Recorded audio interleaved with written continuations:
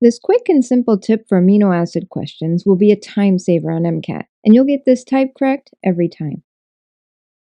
Amino acid and peptide questions on MCAT are a lot to process, especially when the answer choices list variations of different amino acids to choose from. Well, I'm going to show you a strategic approach that makes amino acid answer choice questions way quicker and easier. The question stem gives the active site domain, which is the range of amino acids in the active site of the enzyme, which is where the substrate binds. The question asks for substitutions that would prevent binding. Let's first clarify the given amino acid information. It's showing that S for serine is the 27th amino acid in the protein. And yes, you do have to know the one-letter codes of all 20 proteinogenic amino acids for MCAT. V for valine is the 28th amino acid, and tryptophan is the 29th, threonine 30th, and alanine 31st. So this is where the substrate binds, but the question is asking for substitutions to prevent binding, which means it's asking which amino acids to replace and what to replace them with. This is where strategic approach makes amino acid answer choice questions, as I tend to call them, so much easier. Use the answer choices to your advantage, rather than waste time recalling structures and properties of each amino acid given in the question stem or passage, and then the same in the answer choices. I'll show you what I mean. Substitution simply means answer choice A is saying replace valine, a poor-binding nonpolar amino acid, with threonine, a polar hydrogen-binding amino acid, which is a typical way in which enzymes bind to substrates.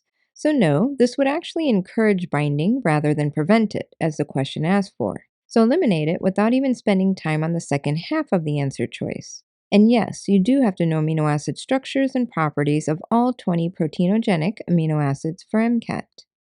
Answer choice B is saying replace serine, a polar hydrogen-binding amino acid, with glycine, a poor-binding nonpolar amino acid, which would be good to prevent binding. So now let's check the second half of the answer choice, which is saying replace alanine, a poor-binding nonpolar amino acid, with serine, a polar hydrogen-binding amino acid. So no, this would encourage binding, not prevent it, so eliminate B.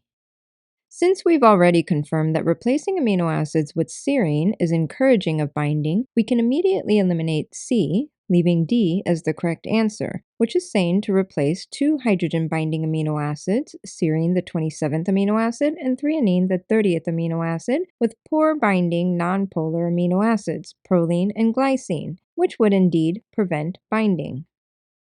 As a side note, for understanding amino acid substitution, with answer choice D being the correct answer means the 27th amino acid in the protein was changed from serine to proline, and the 30th amino acid was changed from threonine to glycine, eliminating the hydrogen-binding amino acids from the active site, replacing them with poor-binding nonpolar amino acid substitutions that would prevent binding of the substrate to the active site of the enzyme, as the question asked for.